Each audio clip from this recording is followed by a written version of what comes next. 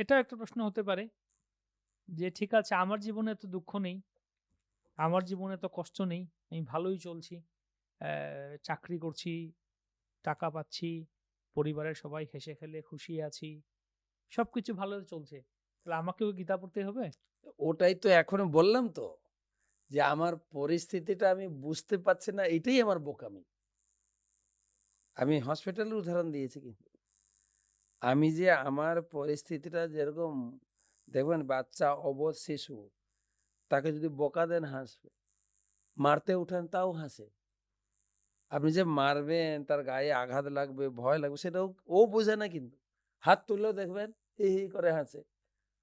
এটাই বোকামি যে আমি আমার পরিস্থিতি ঠিক আছি। না, মোটেই নয় তো। সেজন্য ভগবান আরেকটা শ্লোক দিয়ে বুঝলেন, দুঃখালয়ম আর পাশে কি যোগ করলেন? অশ্বাশ্বতম। তোমার বাবুয়ানিটা কিন্তু বেশি দিন চলবে না। তোমাকে এখান থেকে বের করতে হবে। এই পরিস্থিতিটা বুঝার জন্য, অনুভব করার জন্য যে আমি কি পরিস্থিতিতে আছি।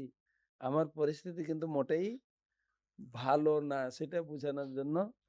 কিন্তু এই জোরাজোরা থাকলে তো একটু আরেকটু সমস্যা তো আসবেই। কিন্তু এই যে মজা পাচ্ছি, আনন্দ পাচ্ছি, সুখ পাচ্ছি এটাই তো বড় জিনিস মনে হয়।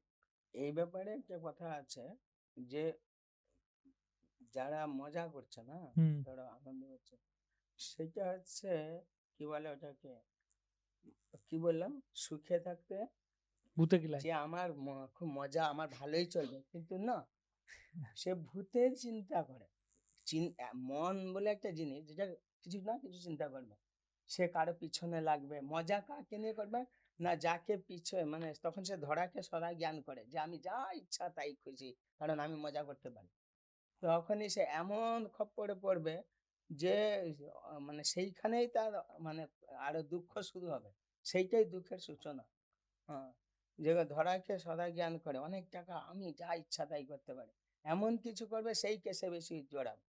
এমন কিছু হবে সেই হয়তো দেখা গেল তাকেই লোক পিছাতে শুরু করে দিয়েছে, সে মজা করতে গিয়ে, হ্যাঁ, মজা করতে গিয়ে এমন খেললো, এমন ধুম ধাড়াক্কা মজা করছে এর তার তার মজা সঙ্গে। করতে গিয়ে সাজা, হ্যাঁ, মজা থেকে সাজা শুরু হয়ে গেল। সেখান থেকে তেলে ভাজা। সাধারণত এই মজা করতে গিয়েই লোক বেশি বিপদে পড়ে। যারা মজা চায় না, যারা দুঃখটা বুঝে, তারা ধীর থেকে শান্ত থাকে। হুম। তখন তার সে অনেক বুদ্ধি নিয়ে চিন্তা করে যে জগৎটা দুঃখময়, কত সাবধানে আমাকে থাকতে হবে। আর মজা করবার যা শুধু মানসিকতা, সে সব প্রতি পদে পদে সাবধানতাহীন, কি বলে, অসাবধানেই চলছে। আর যার ফলে যে কোনো সময় তার এই মজা গেঁজা হয়ে যাবে। হম, মজা, যেরকম মোটর সাইকেল যাচ্ছে, সে গাঁজার কানে সাজা। হেডফোন দিয়ে নরকে গিয়ে তেলে ভাজা। সে গাড়ি যাচ্ছে, তার যে কত সাবধানে চলতে হবে তা না, সে একবারে না মোটর সাইকেল উড়িয়ে দিয়ে চলছে, পড়লো এমন জায়গায় জীবন শেষ। হম, তখন হাসপাতালে ভর্তি হতে হবে, তাই তখন সে মজার কি দাম আছে? এই একটা অন্ধ কুয়ার পর দৃষ্টান্ত দেওয়া হয় না, একটা লোক যেতে যেতে সে কি বলে যে অন্ধকুয়ায়। অন্ধ কুয়ায় পড়ে গেছে, যেটা ঘাসে গড্ডলিকা বুঝে। জঙ্গলে। প্রবাহ, হ্যাঁ, গড্ডলিকা প্রবাহ পড়ে আগে গেছে, পড়ে। কিন্তু পড়তে গিয়ে কোনো মতে দুই গোছা ঘাসকে ধরে ফেলে ঝুলে আছে। তার পরিস্থিতি খারাপ। সামনে দেখছে উপরে আছে বাঘ, নিচে আছে অজগর সাপ, হুম। মাঝখানে দুটো ঘাস ধরে ঝুলে আছে। কিন্তু উপর থেকে, উপরে ছিল গাছে একটা মধুর চাক, এক ফোঁটা ফোঁটা করে মধু, আরে হেভি টেস্ট তো। ওই মধু যে ফোঁটাটা পড়ছে ওইটা এম করছে, যেন আমার মুখে পড়ে, এদিক ওদিক না পড়ে। ওইটা করতে করতে এত চিন্তায় মহাশগুলো যে ভুলেই গেছে যে উপরে বাঘ, নিচে সাপ। সাপ, অজগর সাপ। আর এদিকে দুটো যে ঘাস গুচ্ছ ধরে আছে, ওদিকে আবার দুটো ইঁদুর কাটছে অল্প অল্প করে, একটা সাদা ইঁদুর, একটা কালো। কালো ইঁদুর। ওটাও ক্ষীণ হয়ে আসছে, যে ক্ষীণ হয়ে গেলে দুম করে হুম। নিচে পড়বে। এই পরিস্থিতি আমাদের। আপনি বললেন না খুব আনন্দে আছে, আনন্দ না তো, ওই মধু খাওয়ার আনন্দে ভুলে গেছে। আমাদের তো ভক্তিবিনোদ ঠাকুর বলেছিলেন, অমিশ্র আনন্দ নাই, কি একটা গান আছে না, হ্যাঁ, জগৎটাকে যদি তুমি ভালো করে দেখো, যে অমিশ্র আনন্দ মানে নিখুঁত একটা আনন্দ এরকম কোথাও নাই। ভালো মন্দ ভালো করে দেখো ভাই, ভাই, অমিশ্র আনন্দ নাই, যে যা আছে সে দুঃখেরও দুঃখেরই কারণ। কারণ। হ্যাঁ, এরকম একটা গান আছে, ওইরকমই কথা। যা কিছু দুঃখেরই কারণ, আনন্দ বলে সুখ বলে কিছু না। তো এই জন্য তো মহারাজের টক শো শুনতে তো ভয় লাগে। টক শো শুনলে এরকম ভয়ঙ্কর কথাবার্তা বলি, আমাদের ভয় দেখিয়ে দেন যে দুঃখে আছি। তারপর বলছেন যে আরো এই সাদা ইঁদুর, কালা ইঁদুর বা এই যে কথা বললেন, তো ভয় লেগে গেল আরো দেখে, টক শো দেখে। মানে ওই ওই এতদিন আনন্দে ছিলাম, ভালো লাগছিল, মনে হয় সুখে আছি, ভয় লেগে গেল। ওইগুলো তো এইগুলো ধামা চাপা দিয়ে আমার মৃত্যু হবে, আমার এইগুলো শুনতেই চায় না লোকে। আত্মতত্ত্ববিদ্যা বাদ দিয়ে সব দেহাতত্ত্ববিদ্যায়, সেজন্য বলছেন কি শুনবেন একটা কথা বলি। জীবনে আমাদের কি করা উচিত সেটা শেখায় রামায়ণ। হুম, জীবনে আমাদের কি করা উচিত নয় সেটা শেখায় মহাভারত।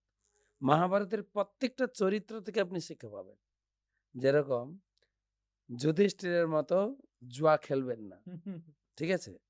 কি সাবধান, কর্ণের মতো দুষ্টের অনুগ্রহ গ্রহণ করবেন না, ধৃতরাষ্ট্রের মতো অন্ধ বাৎসল্য প্রেমে পড়বেন না, কুন্তির মতো অনুপযুক্ত ব্যবহার করবেন না, দ্রৌপদীর মতো অনুপযুক্ত জায়গায় হাসবেন না, হুম, পাণ্ডুর মতো যৌনতার দ্বারা প্রভাবিত হবেন না, দুর্যোধনের মতো একগুঁয়ে হবেন না।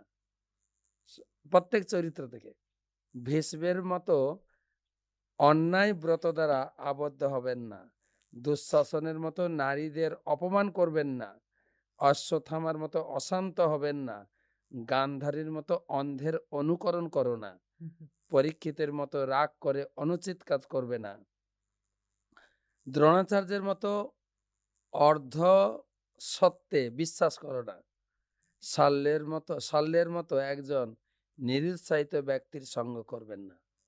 প্রত্যেক চরিত্রে কিছু কিছু শিক্ষা দিয়ে গেছে, কি করবেন আর দুইটা কথা দিয়েছে। অভিমন্যুর মতো সাহসী হও, কৃষ্ণের মতো ধর্মকে সমর্থন করো, বিদুরের মতো একজন স্পষ্টভাষী শুভাকাঙ্ক্ষী হও, ঘটোৎকচের মতো ধর্মের কাজে আনন্দের ত্যাগ করো, অর্জুনের মতো ভগবানের হাতে তোমার লাগাম তুলে দাও। হরি বল। তাহলে জীবনে আমাদের কি ডিমের মতো প্রসাদ।